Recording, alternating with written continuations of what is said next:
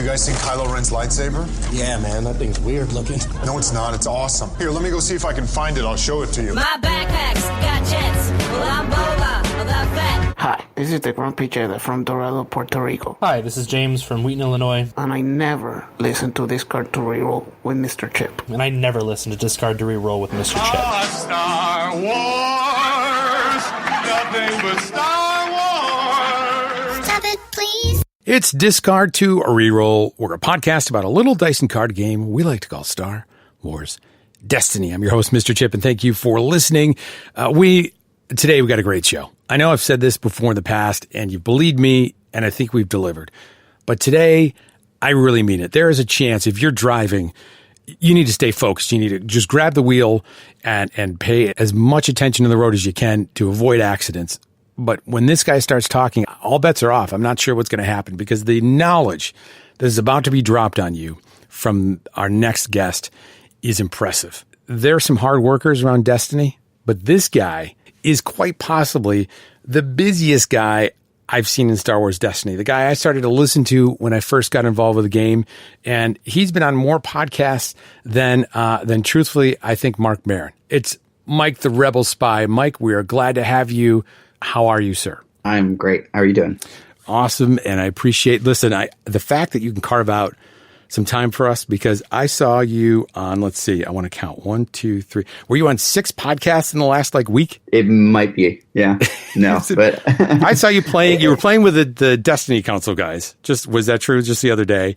John Magnuson's a good friend, and I've gotten to know the other guys from the Destiny Council through various events. They're all really cool guys. So I don't really get to play with the other guys too much, but I play with John a little bit on TTS. When we have a chance to get together. He reminds me, he's like a savant when it comes to the game. You know, he'll throw out these combos, and I love when he takes the second to just post about deck talks and stuff. And he was talking about swiftness concentrate. You know about that combo, swiftness and concentrate? It's insane. It's brilliant. It's brilliant. Yeah. Back at Gen Con, John convinced me to play Palpatine, and one of the main reasons why I ended up playing the deck and why it was so fun is the card swiftness, and using swiftness to change your dice into whatever you want, and then just immediately be able to resolve them. And with Palpatine, that's obviously a ton of damage because his dice are huge. But yeah, he's such a great deck builder, such a great player. So yeah, I'm fortunate to be able to, chat with him about stuff. Yeah, absolutely. And I think the company you keep and the players that you play with help you to get better. And, it's awesome when you get a chance to play guys like that and who really live and breathe the game. So very cool. I heard a while ago, I remember you on one podcast talking about mill and about the win conditions of mill and things like that. Are you more of a mill guy, or what's the style of deck that you usually play? Sometimes I definitely gravitate to that. I like playing kind of more attrition-y, grindy style controlling decks in other games. So mill kind of fits that bill a lot of the time. But it depends on the meta. Awakenings I didn't play mill. Spirit of Rebellion I did. Empire War I didn't. And Legacies I'm still undecided. But when the deck is right, I definitely enjoy it. Why do you think people hate that so much? And it's no secret that I used to be a Magic player back in the day. And mill, it didn't matter whether you played it in Magic or you play it in Destiny. People hate it. I think it's that people feel like you're kind of being cheap a little bit. I think that's part of it. I can also understand where it's not really that fun to play against, because your goal as a mill player is to just prevent your opponent from doing anything and from playing the game, basically, which I can understand how that's not fun for people. But it's not easy to play. It's pretty nuanced. So I think that those reasons are why people don't like it. I totally get it. Yeah.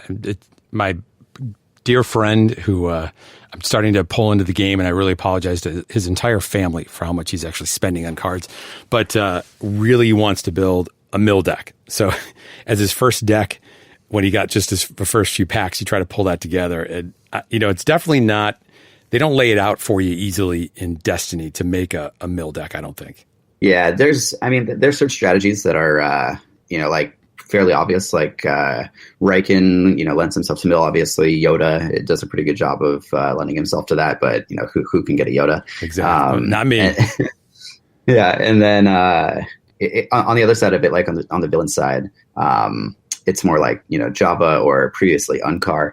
And there's actually a fairly big difference between villain mill and hero mill, where hero mill is actually like a more traditional style of mill where you're discarding cards from the top of your opponent's deck, whereas villains, you're most of the time just discarding cards from your opponent's hand, right, which is inherently more powerful, but maybe not quite as good right now because of the point increase to Uncar. Right. And it'll be interesting to see if anything ends up on the Balance of the Force list. I mean, I look at that, I look at the characters that just came out, and I wonder how long is it going to take them before they start making adjustments? Because you are actually heading, you said, to a regional event coming up soon? Yeah, 2 weeks from last weekend, I guess. Okay. So February 3rd is the San Diego regional, and I am struggling to find a deck. Yeah, so first of all, do you, because Legacies, and I heard that Legacies was legal, well, they said it was February 1st, right? But yet there was a Dallas regional that allowed it? It's kind of cool, and it's really cool for me because I can sort of test against the decks that did well there. Yeah. Because you can sort of assume that people are going to, bring those decks, or at least try them. So that gives us preppers a bit of a leg up. However, I currently have, I think, 17 decks built in Tabletop Simulator, right, and I am not even sort of close to narrowing them down enough. Oh boy. So. Yeah. What's your physical card collection look like right now? 2 boxes of Legacies, and 0 Yodas, and 0 of some other stuff that I would like to have. But yeah. So are you going to play what you have, or are you going to acquire the things that you don't? I'd really, really fall in love with a deck that contains cards that I don't have. I'll either borrow them from someone or just buy them. Eventually, I will have, a place of everything because I'm one of those crazy collectors who, needs 2 of every card for whatever reason, even if I never play them. But yeah, so I'm hoping that I can, make a deck that I really like that doesn't contain cards that I don't have, but we'll see. You see, that's the tough part for me. So like in Magic, there was, decks were 60 cards, and there was the collection was so big in the, the pool that there was no way I was going to get them all.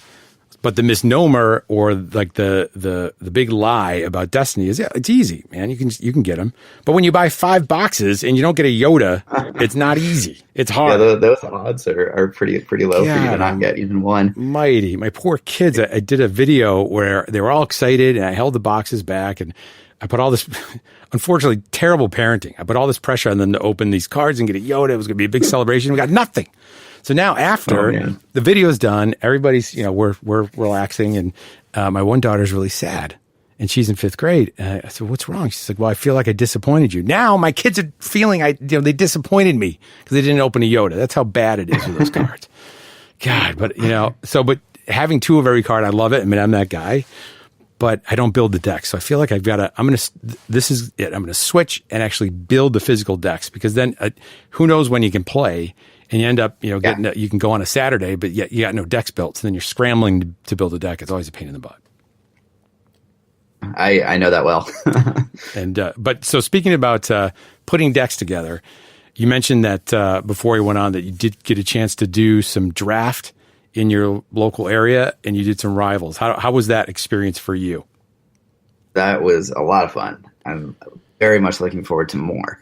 But yeah, have you done a draft yet? I did. Yep. I actually did one, and shout out to Just Games in Penfield, which is a little bit of a drive from where you play in LA. It's about as far as you could be unless you were in Hawaii. But it was awesome. Drive. Yeah, it's definitely a long drive. Oh man, it was just, it was fantastic. How many people were in your draft?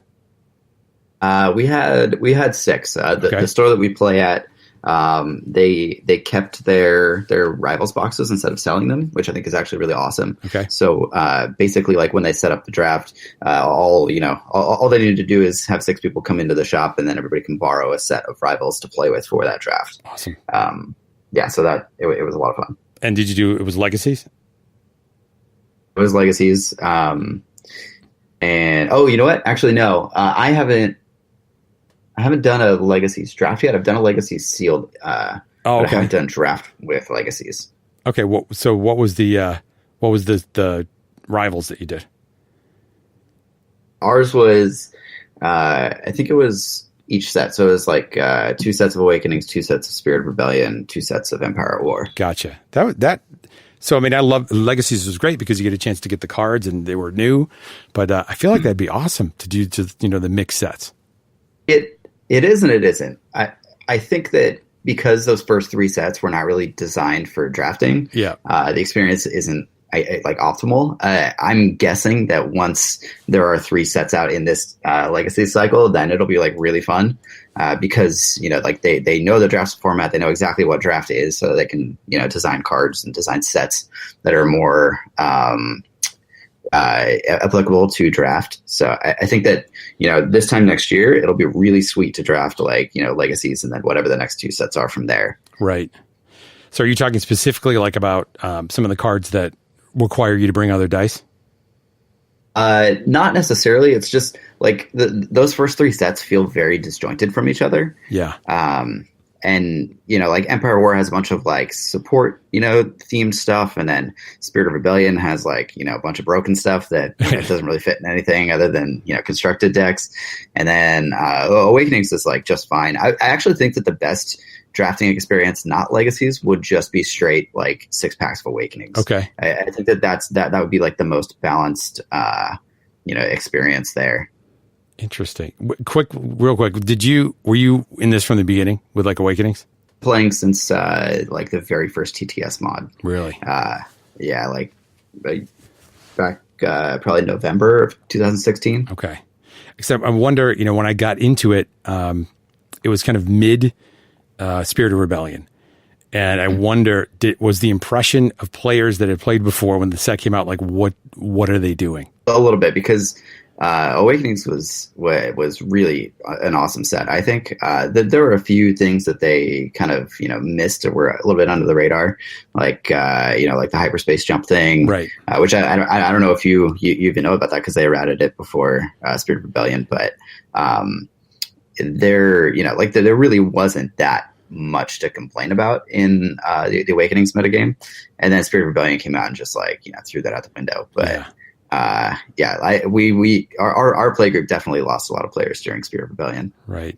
And I feel like with this set, I mean, I've mentioned this before, like this to me is like their do-over. It feels balanced. I mean, we'll see what happens at all these regionals and stuff on the ultra competitive scene, but man, right now, like my kids can look at it and know all the cards and know the people in the cards. It's got all the people you want. Yeah, I think that this set is absolutely fantastic.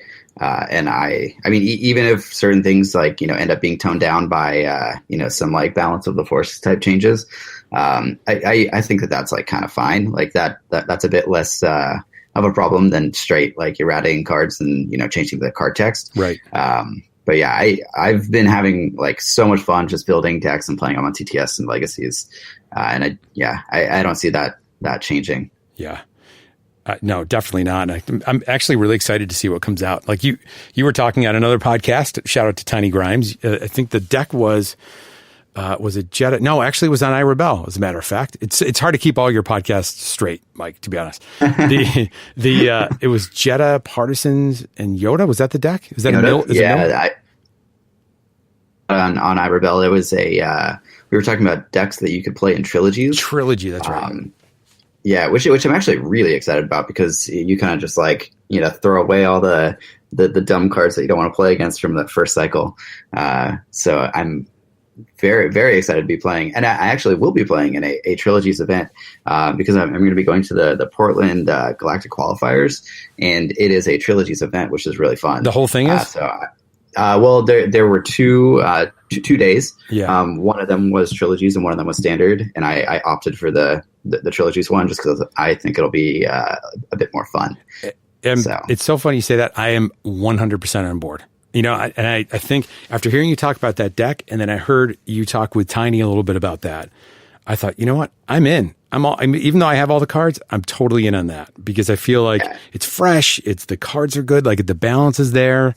I don't know. It just feels like that's the right format. And it feels like standard almost is less appealing to me right now. I don't know why. That's definitely fair.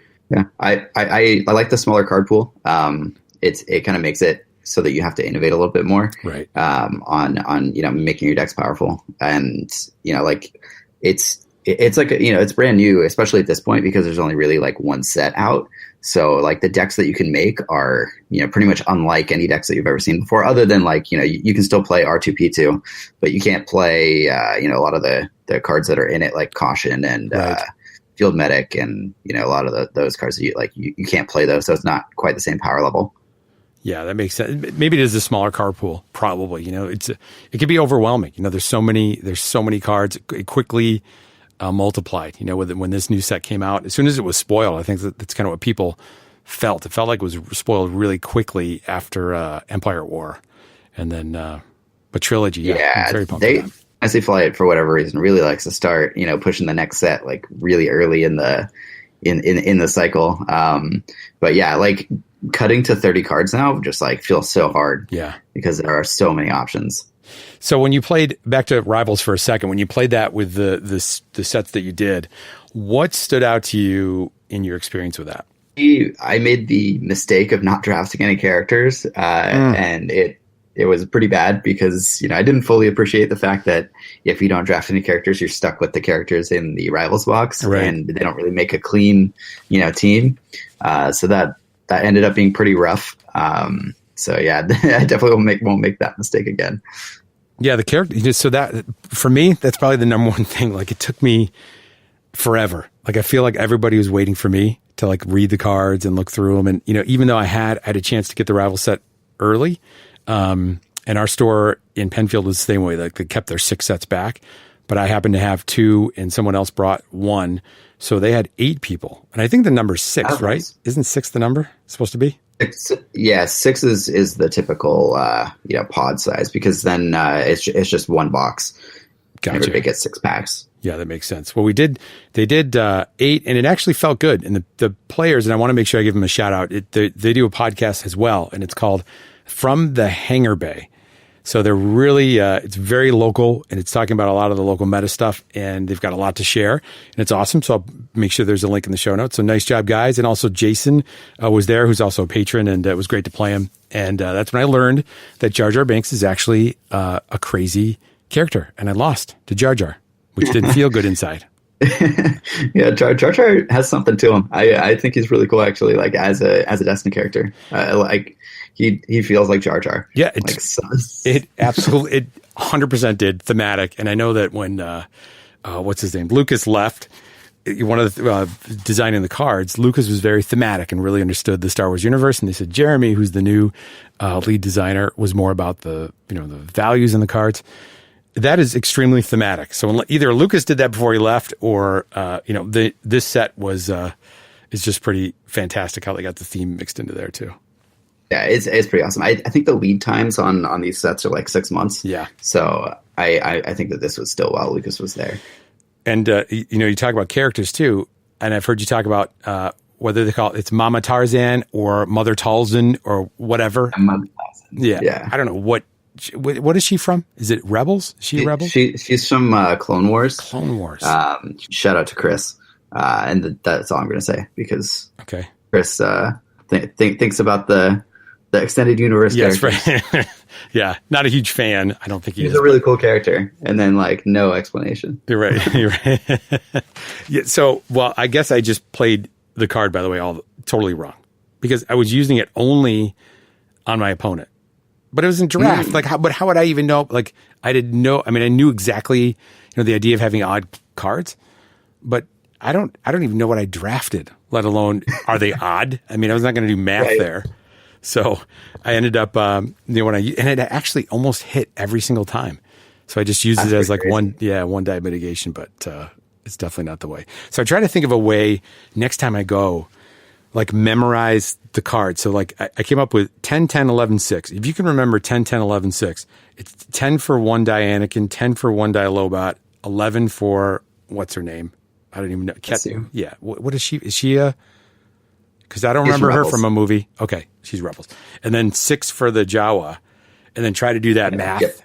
I don't know. Is there any other strategy? How do I even know what character to pick? Like when the pack comes in front of me? Like you really want like to pick like an 8 or a 9 pointer, because it can help fill out your rivals box. Or like if you get a bigger character, then you just kind of have to like do math on the fly and like think, okay, I know that I have a 6 pointer, like, you know, in the wings, and then like maybe I need to pick up like another, you know, 7 or 8 or 9 cost dude. Right.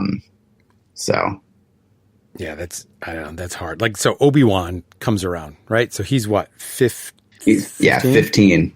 Oof. Like, what do you do there? Yeah. Do you pass? He's heavy. I think you gotta, well, if you can find an 8 or a 9 pointer, like you can play Obi-Wan, Jawa, something. So it's possible. Right. So like Wedge is 11, right? And Jay was talking about, he drafted, I forgot what he said, Wedge something. And then D House, who's your normal co-host on Jedi Trials, he was bragging about his deck. What did he end up drafting? Do you remember what he was talking about? Yeah, he had Talzin, Zeb, Rose, which is good lord. That doesn't even make sense. I mean, that's like if you were building it out of draft, like constructed. Yeah, his deck was pretty good, I think. Yeah, I played a guy. So of course I got totally rolled over at mine, which is embarrassing. People are like, why are you even podcasting about this stuff? The guy had elite Callus. That is crazy. Yeah, like how are you going to how he was flipping dice around, turning them every week. I mean, he had melees, turning to range, and I mean, I don't know, but I think I had 2 turns. Wow. Yeah, insane. Yeah, to open, you know, an elite Callus is super lucky. I hope that doesn't happen often. Yeah. No. Well, I'm guessing he got it passed somehow because there was something, maybe someone else opened. I don't remember what it was. It wasn't a Yoda, but it was something good. So, but anyway. Something not Callus. No, yeah. Man, it's just crazy. But it was super fun, though. Super fun. So I'm like addicted to that format. Your team end up being in the end? What did my team? It was a good question. I had Talzin, which was 9, Anakin, and Lobot, right? That's 29. Yeah. Yeah. And did you not draft any yellow? Is that why you didn't play Ketsu? Yep. Nope. I didn't. But I'm thinking like she, like out of the 3, well, Jawa aside, out of those 3, which do you think is the strongest? I think Anakin's the strongest. Okay. 3 damage sides, 10 health, 10 points. Like I think he's definitely the best value of the 3 of them. Ketsu can be really good if you can force your opponents to not kill her first. Yeah. Because she, you know, like gets that sort of pseudo redeploy. Like Lobot's fine. Like never really excited to play him. Yeah. So he was my worker, really, and maybe because people just didn't give a rip about him. But Anakin died so fast all the time. Yeah. Lobot's special can be really cool, but and like really flexible. So it is good. I just don't like that he has 9 health and like doesn't really do any damage on his own. Right. Yeah, just I've got to really rethink that around the characters and just see. I mean, really, part of it is if you get lucky or not. But knowing the math going in, I think I'd have a different strategy. I probably would try to definitely play yellow, and based on that, and I've been heard a few of the cards you talked about too with yellow and in legacies. I think yellow is fantastic, but. I think yellow is a really strong color, and like even the cards in the rivals box are pretty strong in yellow because you get like the 2-cost sniper rifle thing, and then you get like Tinker. I think is a really good card for draft. Yep. And then I mean, you know, like a lot of the cards that are in the set even are pretty good for yellow. So yeah, I think that I would prioritize like blue and yellow. Maybe I don't know. Like nothing really stands out to me upgrade wise that's red other than the resistance bomber and maybe a couple other things like that. But I do think that they did a pretty good job of balancing it, and like all the colors can do really cool stuff, and you can build a deck pretty much no matter what you end up building. Although, like if you draft all 3 colors, you obviously have a much higher chance of being able to play all your good cards. Yeah. So what do you think out of the and you alluded to it a little bit? What do you think are the star standouts from the rest of that Rivals set? I like the sniper rifle. I think Hidden Motive is like really, really strong. It's like constructed strong. Yeah. And that's the 0 cost reroll a die, and then like declare a symbol. And if it rolls that symbol, you remove it. And if it doesn't, like you don't do anything, but you still get to reroll it. So it's like your opponent is showing like they wouldn't be showing an heirloom lightsaber because that's not draft. But let's say they're like they're playing that sniper rifle or something like that, and they're showing a range side. You Hidden Motive it, you say ranged, and then regardless of whether it's ranged or not, that die is not going to be ranged anymore because it's either going to get removed or it's going to be on a side that's not range damage. So I think that those are really strong cards. I think like all of the die cards in that set are playable, which is awesome. Yeah, what's the ship? Fang Fighter, is that the one? Yeah, the Fang Fighter. That's actually Darth Maul's ship. Okay. I didn't even know he had a ship. Is that the ship? Yeah. Was he on that ship in episode 1? That's a like Scimitar or something. He has a different ship in that. Different ship. He has multiple ships. Yeah. So like quick background on the Fang Fighter. In Clone Wars, he basically it's to rule Mandalore, and like he becomes a crime lord basically, and then just like takes over the planet of Mandalore. And so the Fang Fighter is like a Mandalorian ship that he basically just like gets to take because he rules Mandalore, and then that becomes his ship from that point on in Rebels and etc. So you go deep in the rabbit hole. That is impressive that you know that. Yeah. What about the Hidden Motive card? I'm trying to bring up the look. No, it's Hidden Agenda. Where the Hidden Motive? Man, I'm so tired of these cards the images not being there. I wonder if you just like image search and Google like Hidden Motive and Google image search or whatever. Hidden maybe Motive star. And then like Hidden Motive Destiny or something. Let's try that. Images. Here it is. Hidden. Maybe Rivals. Let me see here. Rivals. Yeah, it's like right next to Truce, to the left of Truce. There you go. If you're just joining us, it's Chip searches for cards on the internet. Hidden Motive. What? I don't understand this picture. I'm trying. I'm really trying. You got to watch Star Wars Rebels. What is he like 100? Is he old in this? He's not young. Oh my god. I mean, is it relatively enjoyable? Tell me, where do I pick up in that universe? I really want to try to like it. Do you start from 1? Is it just go? Are your kids Star Wars fans? So my sort of. So we just saw the new movie with my 5th grader and my 11th grader. They were insane. They loved it. They absolutely loved it, I was really excited about that for them. And my youngest is 2.5, and she loves the Star Wars Destiny, but the one they did with all the female heroes. Okay. I know what you're talking about. Yeah, so that was really, really cool. So that's where everybody is in the whole universe of my family. So where would Rebels plug into that?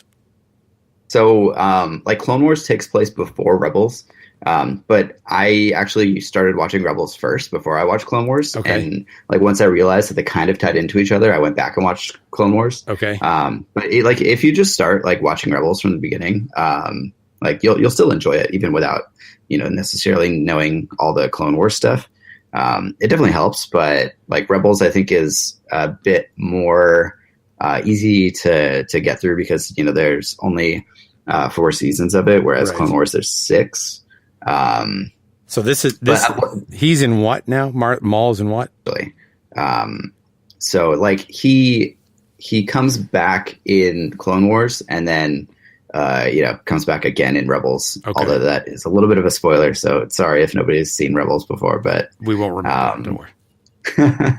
But yeah, he's really, really cool in both. Like, I like everybody else, when I found out that they brought Darth Maul back from the dead, I was like, oh, that's super lame. And then I watched it and it was actually really cool.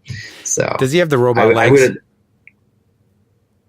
He only has the robot leg for one episode of Clone Wars. Okay. Does he grow them back? What happens to the guy? Who's Savage Opress? Is he related to this guy?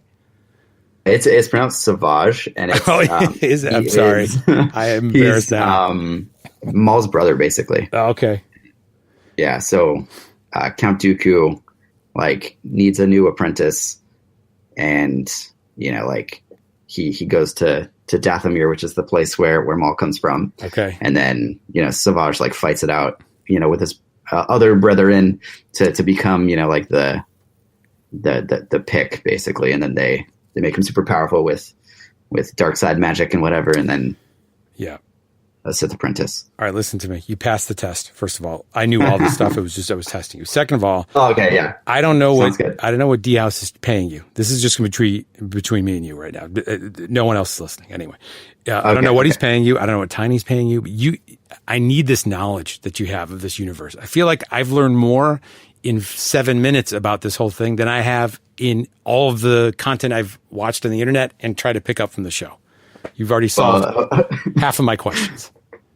Perfect. That's what I'm here for. See, the one I want to like, and this is shout out to Grumpy Jedi, who he loves Doc Afra. So when that card was spoiled, the first reaction I had was, I don't think this is Star Wars Destiny anymore. Dr. Afra? Yeah, Doctor. I don't know who. I have no idea. I mean, not even close to knowing who this person was. And it's not in Clone Wars, and it's not in Rebels. Am I right about that? Dr. Afra is a character from the Darth Vader comic book series. Darth Vader comics now we're in. Which actually is pretty good. And she is a pretty cool character. She has, I think, her own spin-off comic series now, but I haven't read all of it. Yes. So I can tell you, I can actually enlighten you about this Rebel Spy. She has her own comic, and I read it. I read 3 issues when he said, you got to do it. You got to read it. It's awesome. And her ship, I can tell you her ship it's the Archangel. Did you know that? I did know that. See? All right. Well, I figured you did, but I was really proud of myself that I knew it. So I read 3 issues that night. I love it. I think she's fantastic. And the coolest part, because we were chatting about, and this is I think a future episode, but cards that are going to be coming. And he said 2 people that I had no idea. He said 000. Does that make sense to you if I say that? Oh yeah. Okay. Oh, yeah. Does not to me. 000 is awesome. He's like the evil C-3PO. Yes, that's exactly right. That's exactly what he told me. And then I'm not even going to try to say the Black Karzan, Chrysanthemum or something. Yeah. Who's like an evil Chewie. Evil Chewbacca. That's perfect. It's amazing, and the comic is so good. It's so good. So I think I mentioned it on Twitter, and Amanda from iRebel, she's like, I told you, see, it's actually good. So I'm getting. If you enjoy the Dr. Afra comic, I would definitely go back and read the Darth Vader one because, she's really awesome in that too. I definitely will. I've got to figure out a deck with her that works because I think it's a cool card. And I think thematically there's some cards that tie in with her, and we got to figure out a way to make that work.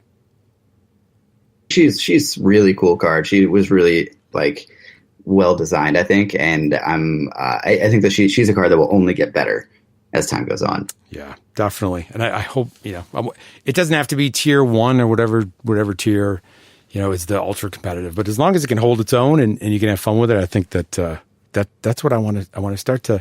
I feel yellow is calling me this set for some reason.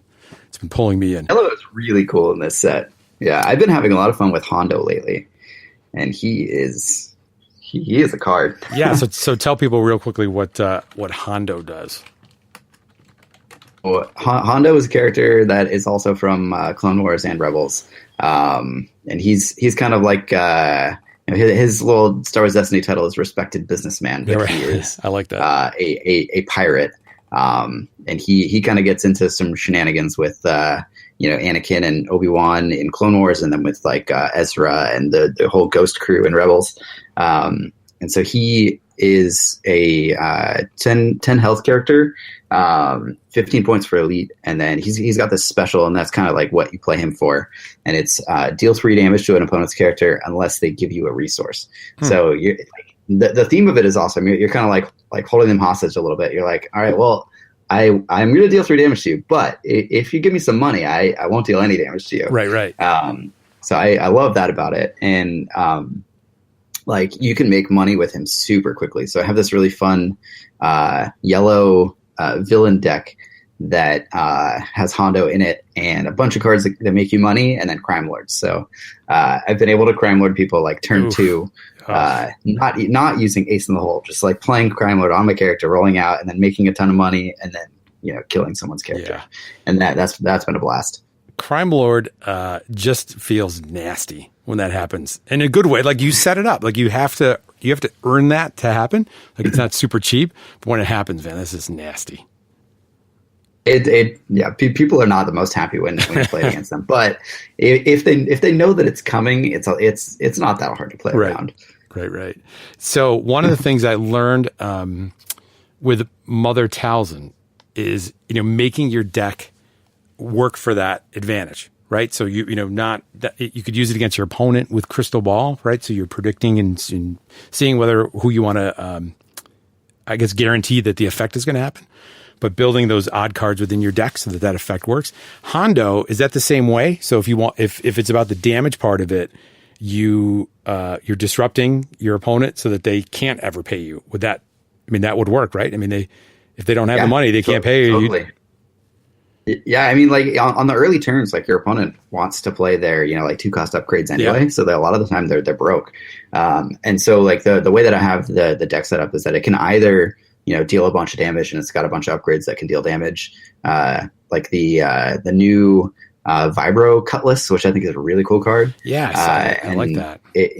So you can either deal a bunch of damage or you can Crime Lord your opponent. I think that might be the right way to play Crime Lord.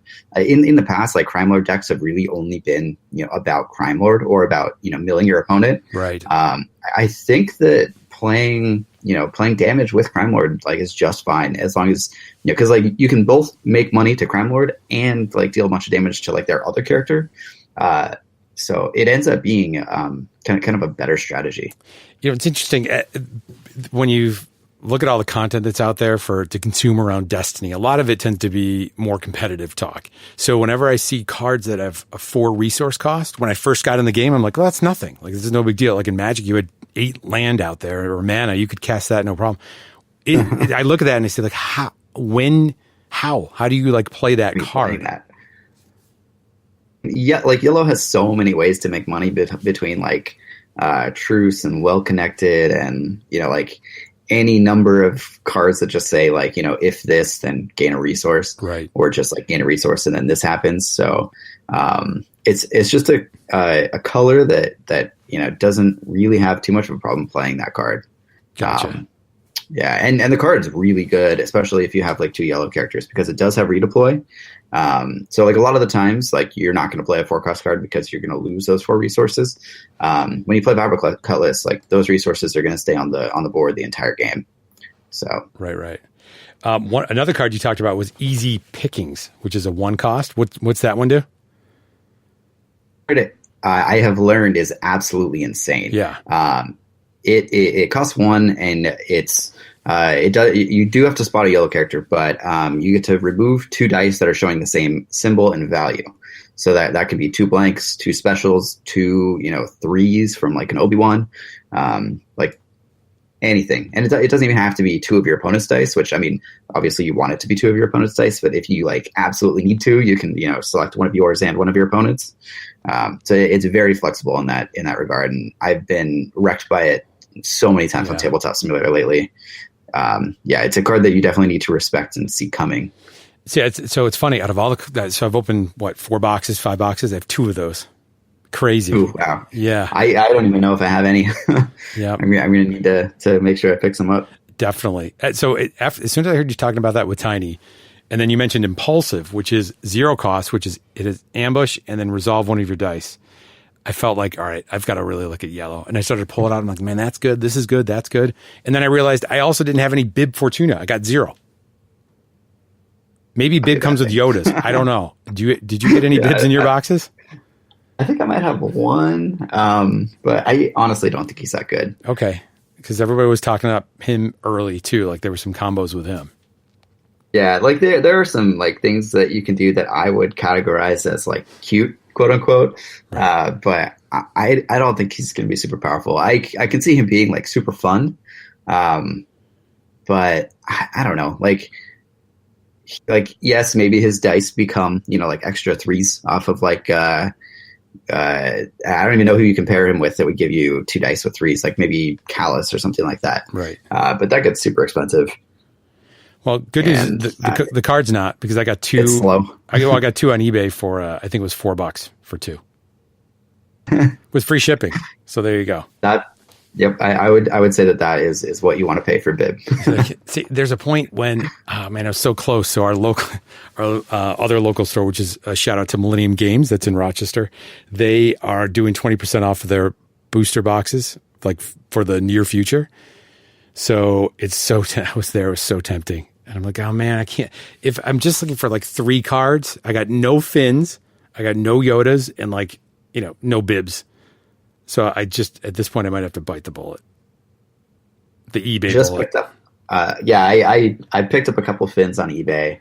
I picked up a saw to get a second one of those. Yeah, I knew that. And then I think like one Afra and a couple other things. They were all like under $10 each. So I was like, okay, I can do this. Yeah, it's when you buy 10 of those under $10 each. I'm probably bidding against you. You're the guy who beat me for the Finns, probably. If you're buying 10 of them though, and they're under $10 each, like you're paying the price of a box for 10 legendaries. So I would say that's a pretty good way to do it. Oh, I'm going to write that down and use that line with my wife, because she doesn't seem to really give a rip about that. But no, let me know how it works out for you. So I was, I had something to say about Rivals, but I appreciate you letting me pick your brain, because it's awesome that crazy tangent. No, I appreciate you even taking time to come on this and talk to me. So to Rivals, the one piece of advice that I would give people who are like me, I don't know what your store is like, Mike, if you have a lot of room where you play, but it's it was cramped quarters where I played, which makes for an intimate environment. But sleeving your cards becomes hard. So I would say have sleeves, because you probably have to, you have to sleeve. But so I double sleeve, which is terrible. You do not want to do that when you play draft. It's awful. It's like a lot of work. Yes. It's there's an old Saturday Night Live bit, the anal retentive chef, where he takes all his garbage and then he wraps his garbage once and then seals the garbage again and then throws it away and then throws the trash bag in another bag. Like I don't know why I have to do that. Like I take all my cards and then I put them in their side loaders. The side loaders? I'm just addicted to those things. It just makes them look nice. But then you put them in I got problems. So don't double wrap your cards, because you'll be like me, and then you're racing, and then you And you know what else I need is better token storage. Yeah, I know, real serious problems we have here. Talk about token storage. But my stuff. I got this Feldherr deck box, which looks great. Yeah, looks great. But it's like really light, and it like slides all over the table. And so at the place I played, which was pretty tight, it took up too much room on the table. So I need to get all those things, being OCD too. I got to get all that stuff in their place so that I can focus on the game. Meanwhile, I'm worried about people knocking my cards over. Is my bag on? My stuff's all over the floor. It was a mess. Am I making excuses for why I lost? I feel like that's what I'm doing. Yeah, probably. Yeah. No, I'm just kidding. I don't know. What do you bring when you go play? What's your setup? I have a giant backpack that is way too big, and I need to adjust. But it's a Pirate Labs backpack, which is like made for storing like deck boxes and stuff like that. But it is way bigger than I expected it to be. So when I got it, I was like, oh man, this is huge. And I bring that, and then I bring like a few deck boxes, box to store my dice. It's just a like one of those like tackle boxes, like it's a small one. And then like a small box for my tokens, which I can send you a like picture of what it looks like, because it works really well. I would like to see and that. Then so just a couple of boxes for my decks, and I actually have a like a little beer koozie type thing that I use as like a dice cup, and it's a Darth Vader like beer koozie type thing. Or like just like a can like koozie type thing, and it works like perfectly for rolling dice. That's awesome. The fact that I've also never said the word can koozie before, but I mean I know exactly what you're talking about. It's perfect. I think that's what it's called, right? Yeah, no, I think it's 100% called that. It's a can koozie. That is amazing. What do people say when you whip out a can koozie when you play? Are they like, whoa? Everybody's like used to it by now, but then, like when I play against someone who has not played against me, then they're like, oh, that's cool. Wow. At least I should get one of those. Yeah, a can koozie. Well, you can. A can koozie. So I'll give credit to my friend John Bruno, who had one before I did. His is R2D2. So they actually have R2D2, C3PO, and Darth Vader ones. So they're pretty sweet. And they're like $10. So it's like not horribly, expensive. Yeah. Does it fold, or is it a hard can koozie? Firm. Or like metal shell, and then there's like foam on the inside. So it's like literally perfect for rolling dice. So are you looking at the screen? Is it like one of these? Why have I never heard of Pirate Labs? So the backpack is like right there. Yeah, that one. That is legit. So, it holds the play mat. It holds, a bunch of deck boxes. Holds my dice box, my binder of cards. So it holds a lot of stuff, but it is like massive. So yeah. So you're going to be traipsing in to Portland. Are you going to be like, will you have this with you, or what's your? See, I feel like I get worried about like I don't think people are going to, not at the place that I was just playing, we're going to steal your stuff, but I do get worried. Like if I put that down, that thing's going to walk. Yeah, I'm like hoping to find a backpack that's a bit smaller, and then when I go to like an event like that, I'll just bring the one deck that I know I'm going to play, and then the dice for that specific deck in my play mat, and that's like hopefully that's it. That's all I need to bring, and then I can be like a small box. Everything is out of my bag when I'm playing, so like nothing's left behind, and that's ideal. But we'll see if I can find something in time. All right, I'm going to ask you for the 6 people left, and not because of you, because of me. What sleeves do you use? I use usually Dragon Shield sleeves. Ooh, okay. Big spender. Top shelf, baby. Those are good stuff. I've used Eclipse sleeves in the past, like Ultra Pro Eclipse. Yeah. But they get really grimy really fast. Yeah. Like when you first get them, like the shuffle is just like amazing. Yep. But after like 4 or 5 games, I feel like I need to clean them. Yeah. You know what the other thing which I literally never do. I will never clean sleeves. Yeah. If you get to that level, see, I double sleeve, but I don't clean them. I bought, my new goal is to sleeve all my play set of cards, because then you can just pull them out. Yeah. Right. And just to me, that seems, but then you got to get all the same ones. And that's my thing now. Yeah. I've got a little of this, I've got a little of that. And then when you add it all up together, it's like a mess. I just need it to look the same. And I like the Eclipse. That's totally fair. Dragons are good. They're just really expensive. But I find that they last longer than the other sleeves, so it kind of evens out.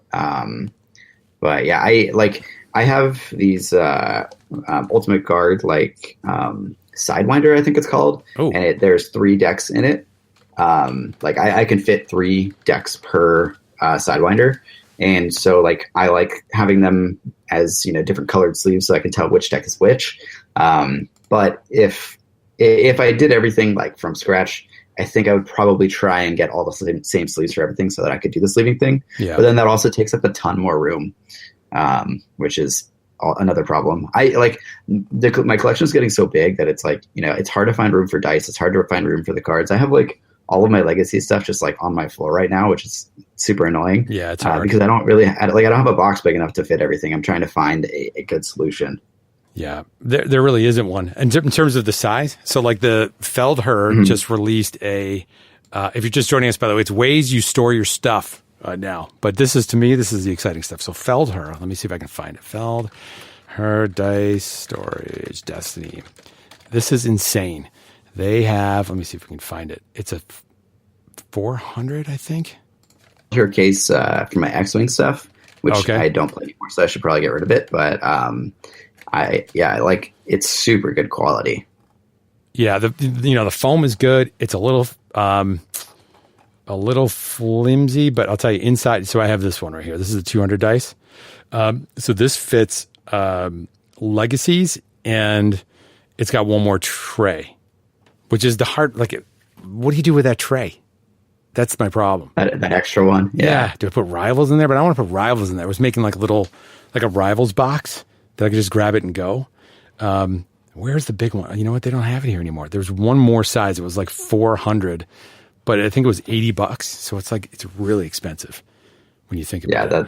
Yeah, that's pricey for sure. Someone turned me onto this from Etsy. Have you seen the Etsy boxes that they have? No. Yeah, these are. I think this is right here. This is my next purchase. I think cool. So it looks like a cardboard box, but the foam, it's a laser cut. I don't mind that. Yeah, look at that laser cut. $15. So it just fits it perfectly. Yep. 160 right there. So there's 2 trays of that. Yeah, I'm using one of those Iris photo storage boxes. Yes. Yep. But it's like it's a little bit awkward because I'm trying to figure out a good way to organize the dice within it. It's like, do I go by color and then like by set, or just like all the same color? You know, like all the red stuff, like from every set in like these 3. Yeah, and like all the yellow stuff in these 2. Like, number all day long. Number by set. And then, nothing fits exactly. So it doesn't. If you're gonna have 2 of every one, if you're that guy, which I'm that guy, I went back and forth and number. I don't know where. I think I got that on Reddit. Somebody said, they've tried every possible combination and they felt like number made sense. And they're pretty well organized by number. And then I do that with the cards too.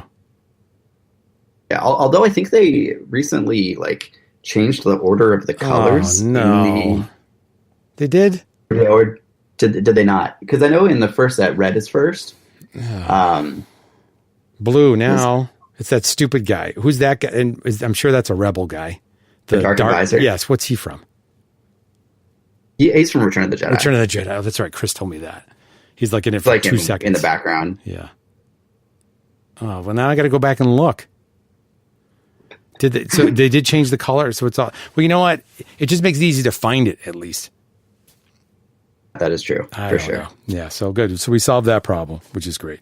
But don't double sleeve your cards. That's what I learned. Hey, you got time? Would you mind answering a couple questions? People sent in a whole bunch, and this is where I usually get things wrong.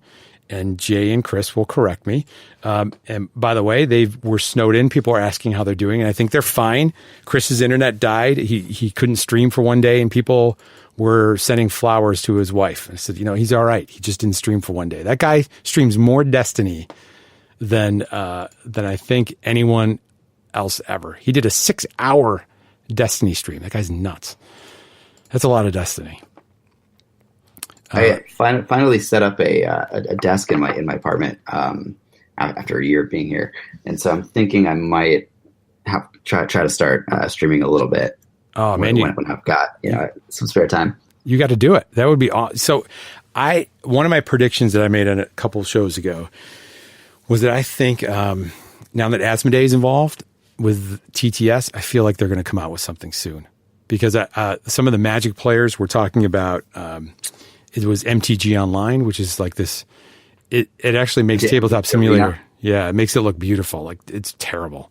And they said that because it didn't look good, and all these other like Hearthstone and all these things look really cool, and they can stream and they get a lot. So I feel like Destiny's could be really, if they did it right and involve the community and embrace the community and made it look really cool. Like, can you imagine if Hearthstone was Destiny? That would be pretty sweet. Yeah, I think if they did it right, it could be awesome. I think that that would be a bit early. I think they'd be a bit too worried about cannibalizing their own business. Yeah. Because Magic being a game that's 20 years old, it's like they've had 20 years to make money off the tabletop version, and like regardless of how good their digital version is, tabletop's not going anywhere. Right. But to have a fragmented sort of even, or just like, like, like if they create, an online, like if I don't have the same cards online that I do in real life, like it's going to be super awkward. So, and then it's like nobody's going to want to buy the same cards twice, online and offline. So they would really have to do it right, or have to wait enough time for it to, like a thing. In my opinion. Yeah, I think you're right, 100%. So if they're listening, have you ever seen the new game? What's it called? Drop Mix. Have you seen that? Actually, I got it for my brother for the holidays, and we played it, and it was awesome. So we got it for my daughter's in 5th grade. It is very awesome. She loved it, and so I had to buy Destiny cards and a new pack of those, whatever they are, Drop Mix cards. I think it's got like 5 wide when you look at that board, and it works so well. I think if they did something with the cards, or like sleeves that you could put the cards in, and like use that so you could physically play the cards. I don't know how that would work, but it'd be really cool if they could do something like that. Yeah, like if they had some sort of like peripheral that works online, that would actually be really, really fun. Yeah, I don't know if they're gonna do. We'll see. Like people might think it'd be a bit gimmicky, but if they did it right, I think that'd be pretty sweet. Yeah, that's the key. Or have you ever played the game Trouble, with that big pop-up bubble? Like you put the dice in the. Never mind. All right, so questions and answers. Here we go. So this is some of these came from a few of the Facebook groups and also Reddit, and I thought, these are good questions that I think sometimes can trip up players, particularly those who listen to our show or myself. And so like this one question: are you allowed to use a card like lightsaber pull, but intentionally not take a blue weapon into hand, even if there's one in your deck? Have you run into that situation with people playing or on tabletop around lightsaber pull? Oh, never. Okay. There are very few reasons why you would want to do this. Like, avoiding 1 damage from Mind Probe, or from like Kylo's Starfighter, or, but otherwise, like, why do it? Right. Exactly. Why? So it looks like, I love when there's text or screen captured emails from Jeremy Swern. So this says to the person: if you play lightsaber pull and have a blue weapon in your deck, you must reveal it and add it to your hand. If you have no blue weapons in your deck, an opponent can call a judge to verify. So you could play it and by accident not have anything. That could happen. Maybe. Yeah, I don't know. That's totally possible. But, yeah, particularly me. I'm that guy who would play it, and so there you go. So don't do that. That's stupid. Question. Here's one. When resolving the special on Holocron, and choosing to pay for rolling the new die in the pool, if that new die rolls into a special, can you also resolve that special, since your action for this round was to resolve specials? So again, if you when you're resolving the Holocron special, choose to pay for rolling in the new die in the pool, and that's a special, can you do it? What say you, Mike? Absolutely. Yeah, people have been doing that since Awakenings. It's day one stuff. That's like that's been the hot thing to do since over a year ago. Yeah. So is it the new Poe that got people thinking about special chaining, or was it Yoda, or was it the combination of both? What brought that back up as being it's always been a mechanic, right? Of course. Yeah. Oh, yeah. It's been a mechanic since the beginning of the game. It's definitely gained popularity with Poe because he gets to turn his blaster to the 3 and then hit you for 3, and then with Yoda, of course, just like adding to that, R2D2 Force Meditation, the saturation of that effect, has gotten to the point where people are noticing that that's a thing and that they're pushing that. Ayla as well can do that. So I think it's just that so many cards can do it now, and it's mostly on the hero side. Although villains get one of the best ones out there, which is the Sith Holocron. So right. Well, there it is. So special chaining. Do you think? I know it's way too early, but do you think there's a chance that, and they've changed the mechanics of the game before, right? Power action, the whole idea. Yeah. Do you think this could ever get, in their mind, are they paying attention to it, do you think?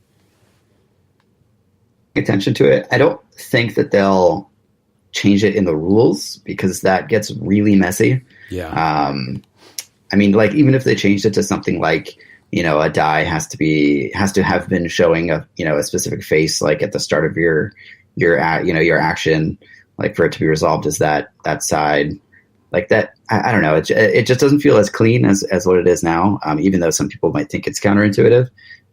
Like when you really think about it, it makes sense. Like, your action is to resolve this symbol. Like, while it's your action, you can resolve all dice that are that symbol, regardless of, like when they became that symbol. Right.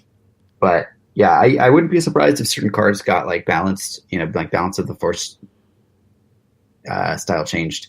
But at the same time, who knows? Like, maybe it's something that they want for the game. I like that, like when I play, I can count on my dice being a bit more consistent. So I don't personally mind it. Yeah, and I think I'm that guy who gets a little panicky early, and I'm learning you kind of got to let things settle. And today's POMAS is going to be tomorrow's FN, which will be something else. I think the FN stuff needed to happen. Like, I was worried about where that was going. Yeah. But that deck was definitely a problem, as was Poe and Maz. So it, like, I don't feel like the same way playing against, like a Yoda Poe or something like that than I do playing against one of those decks. Like, one of those decks, like, there are certain things that you could do, and then like, there's no way for you to win. And like those, like, especially Poe Maz, it's like, it doesn't take a ton to play that deck, and it just kind of like autopilots itself. It's just like not fun to play against. Right. Like, I feel like it made the game worse being a deck. Whereas like the special chaining stuff, I don't think it detracts from the game itself. Yeah, it makes sense. It's a good take on that. It's totally fair. How about this one? Force Wave. So Force Wave is a blue upgrade. It's 3 cost. It's deal 3 damage. It's special. 3 damage to a character, deal 2 damage to another character, and then deal 1 damage to a third character. Question is, if I'm running Palp versus R2-P2 and resolve the special on Force Wave, do I have to deal 1 damage to myself? You could deal 3 damage to yourself if you wanted to, or right. 2 damage to yourself. But theoretically, you would only want to deal 1 damage to yourself. But you do have to deal all 3 of those damage if you can. You have to do as much as you can. So, like, if your opponent has only their Ray left, let's say, you could deal 3 damage to that Ray, but then you have to deal 2 damage to yourself. Right. And then you can't resolve the rest. So, like, you just ignore that part. So Chris from Double Blank said this card is don't sleep on this card. What do you think about Force Wave as a legendary? It depends on if people. You're not a fan. Playing. I can tell already you don't like it. To be honest, I haven't played with it yet. I can see it being really good in Yoda because you can like special chain into it while paying for it. Because the special does cost a resource. And the die is like really not that bad. It's got like those 2 indirect sides, which is pretty decent. So I don't know. I don't think it's a bad card. I haven't tried it personally, so I'm not there yet. I think his take was I'm not sure how much of a fan he is of the 5-die villain, any of those 3 wide decks, and feels like this is a good counter to that. 3 and 2 and 1. Yeah, I guess, right? Can be. It depends on when you play it, but interesting. All right, a couple more, and I know we've kept you a long time, so I appreciate it.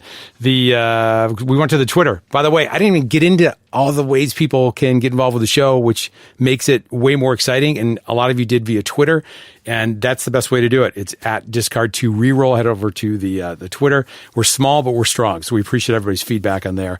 From the Hangar Bay asks, how was your draft experience? It was great, and I will promote your podcast. So in the show notes, you can go and listen to them. And it was a lot of fun to play with those guys.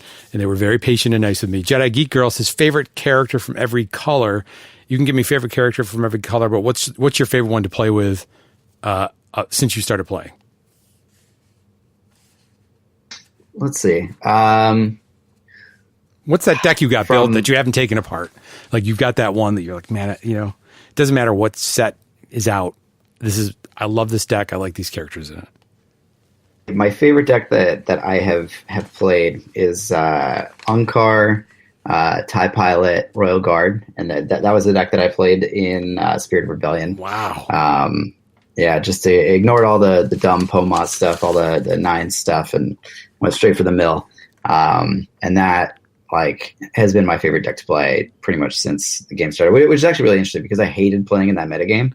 Yeah. But I really enjoyed playing that deck. So, and I actually like I played that at the start of Empire at War 2 when the set first came out until they balanced Unkar, and then I couldn't really play it anymore. But it felt so strong. Man, it just sounds confusing to me. There's like a lot. You got Guardian going on there. You got Unkar's got all kinds of stuff happening on his dice.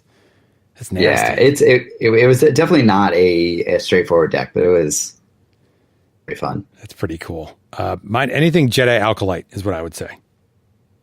Just kidding. He's terrible. But I wanted him to be good. I want to do alt art for that too.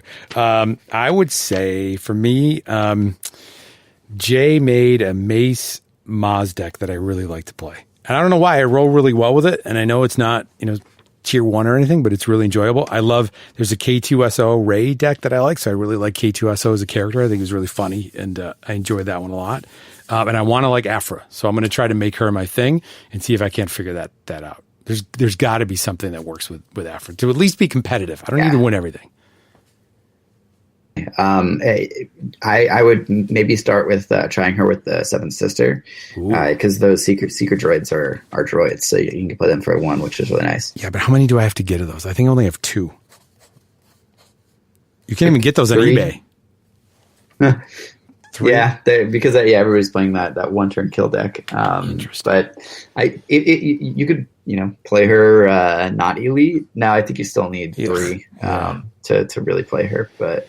All right, I'll go overpay for those. I got to get that. But that sounds like a good idea. I got my 5th battle droid. I was excited about that, but 5 might not be enough. I only have 1. I saw 7. Somebody had 7. Theoretically play 7. Yeah, like because if you play 5 battle droids, then you have 2 separatist landing crafts. That's insane to me. That is insane. You can get even more of that out if you play. Oh my god. Like, docking bay, and then bring your separatist landing craft back every turn. What about training? Doesn't that make you want to battle lead? droids? Oh, training, man. Yeah, you can have you could probably we could have 15 on the board. Like 15, at once. Could you imagine? If your opponent is literally doing nothing. I got 5, and it might not be enough. 5 out of all, but that is crazy. So a question from Man of Stutz says, I have regionals on February 3rd, which is pretty much when you have yours, right? Maybe. Wait a minute. Are you playing this guy? When's yours? It'll be the same regionals. Who knows? Yeah, it's February 3rd. I think that there's a few that are on that day. Right. So he's saying, what do you think he'll see there? And do you think he should prepare for indirect since it's the hot new thing?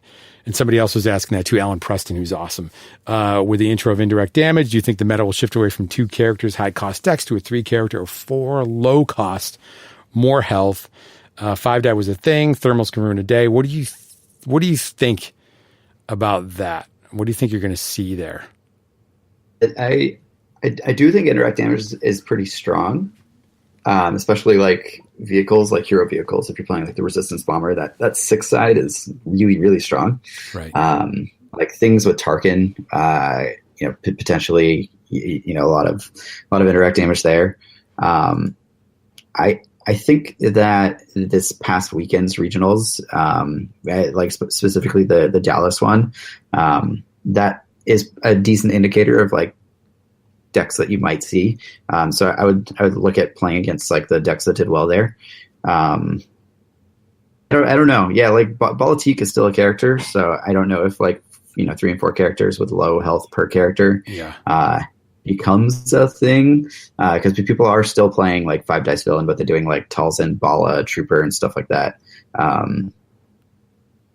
So it's bag, I guess. And it'll depend regionally on, like what people are playing anyway. Yeah, what they were able to pull too. I think Obi Maz you're going to see, good or bad. I mean, I think you're going to see a lot of that.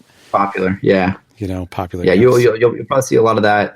You'll probably see some Poe, Yoda, maybe some Tarkin, Kylo Anakin. Right. Kylo Vader.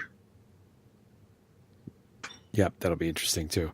This guy, honestly, probably still R2P2. Oh, for sure. Yep, for sure. So, however you prepared for that, I think it's going to be the same thing, but it'll be really, really interesting to see how it starts to shake down. It's really early in the meta too, which is pretty cool.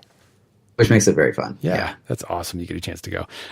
For someone who likes to, this is David. His friend loves mill decks, and his new one is Riken Padme Jedi Instructor. What's the best deck for me to burn him to the ground? Ooh, how do you stop something that deals a ton of damage? Is that the key? Like hop on it quick, like get it out and get it done quick, or what? You got to be able to get characters off the table and not kind of dilly dally. Don't reroll.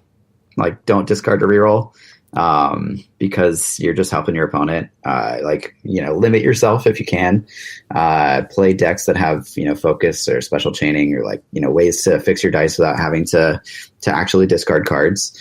Play Ancient Lightsaber because when your opponent mills out the cards from your deck, you can put Ancient Lightsaber back in your deck, and then they have to figure out a way to mill that from your deck or your hand before the next round.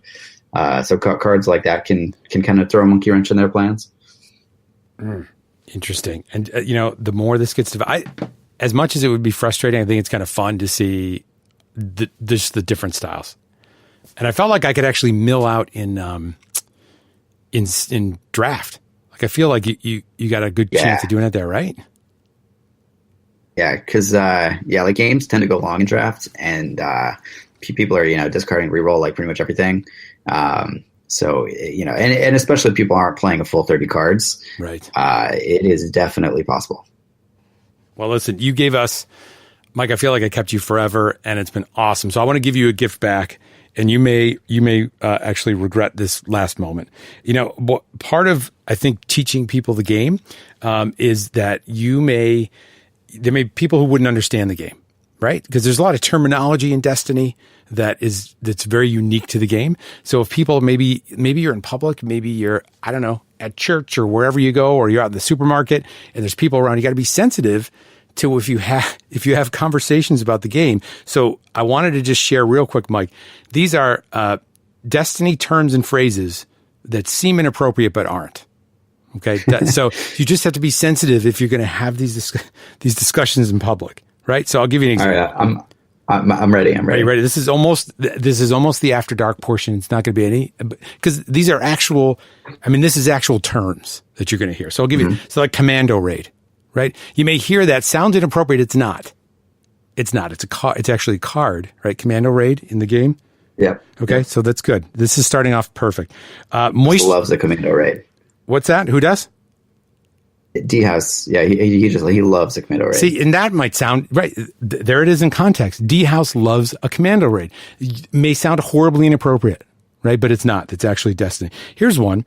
You know that Jay from Double Blanks, his dad plays Destiny. Did you know that? Awesome. It's true. Yeah. So that's really cool. Yeah. Yep. So it makes sense then that he has an ancient lightsaber, right? So that sounds bad, but it's not. I mean, it's a great card. Right? I mean, it's one of the hot rares. Yeah. So, that the fact his dad is an ancient lightsaber, he's an older guy, but I mean, that's here.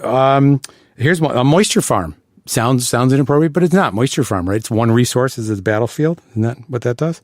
A bolt hole. That's a card. Bait and switch. Just going through. I mean, these are just cards, Mike, that sound in terms inappropriate. Pulling the strings. That's not. That's actually, is that a blue? What's pulling the strings? Yeah, it's a blue. Okay. This might be patron only at this point, and then I'll lose them all. Redeploying your gaffy stick. I mean, that's gaffy stick. Very underrated card, by the way, gaffy stick. Raised staff. That's a card. Let's see. Taking a mulligan. That sounds inappropriate, but it's not. Mitigating someone's dice. This was late when I had it. Dealing damage to yourself. No, that's not. Exhausting a character. Cunning. That's actually a card, right? Cunning. Isn't that a yellow? It is. Yeah. Okay. It's a yellow card. It's almost done. This agony is almost over. I probably will never see you again. It's terrible. Ace in the hole. That's flipping your dice. I mean, these are things. This is just all Destiny terms. Putting fast hands on Chewie. That itself. I mean, right? I mean, you would. It's yellow. Triggering his ability. Spotting a red character. I don't even know why it's on the list. The card has ambush. It sounds bad, but ambush, I mean, it's a part of the game. And then lastly, rolling blanks. particularly double blinks. So there you go. It's a problem for everybody. It is. It's very much a problem, some more than others. And there you go. That's Destiny terms and phrases that seem inappropriate but aren't. And that's the last time that we will do a comedy bit on this show. It's the end of it. It didn't take long. I think my favorite was redeploying a gaffy stick. That's good. Good. I should have saved that for one. I'll reorder the list and then we'll do it again. But Mike, listen, best of luck to you, both in your regional competition. And I know that you say that you don't prepare, but it sounds like you're getting ready. Yeah, I have like alt fever in like every game. So like back when I used to play, like multiplayer computer games, it was like I would always keep rolling new characters, and I'm the same way with card games where I just roll new decks all the time. So I have a really hard time just like sticking with something if something doesn't like really just like grab a hold of me. Right. So I will probably decide when I'm playing 2 days before or the day before or the day of. But in the meantime, I'm just going to be, continue to be playing a bunch of decks and having a lot of fun. And if people want to hear about it, I hope that is if the baby doesn't come first, but that you talk about it on the Jedi Trials, which is you guys release now pretty much every week or every other week now. Yeah, we try to do it every week. This week we probably won't do one, but next week we will for sure. Awesome. So we expect a full report and then, but I've always appreciated your content, and I just think you do a great job and are really helped to get me in the game. So I just want to say thank you, and it was awesome to have you on. I really appreciate that. That makes me want to keep doing it. Yeah, sure. You better, because when you figure out your storage solution, we're going to share ideas. So you got to send me that picture or whatever it is that you got, because it sounds like you got at least somewhat. You have more of a travel system. That's what I got to get down. I'll tell you what it's not going to be. Probably those boxes. I really want to like what FFG is sending out, those boxes. They're those like dumb dice binders. Yeah, they're trying. Yeah, they're trying. It's like moving in the right direction, but I have no idea who those are for and like what they expect people to do with them. I know. I want them to like me, so that maybe it hurts me. Like the design of that thing, just like the person who designed that does not play Destiny. No, I know it's pretty bad. That's the thing. Like when you see it, this is bonus content. When you see them, like when they play and they're like the stuff you have to do to play this game. I don't know what a good solution ultimately is like but it's not that. But they tried. Maybe on the next iteration they'll get it right, or at least closer. Yeah. But well, listen, best of luck to you, and Mike, thank you so much. I appreciate it. And as always, we hope from Discard to Reroll, when you do reroll, we hope that all of them are special. We'll see you next week.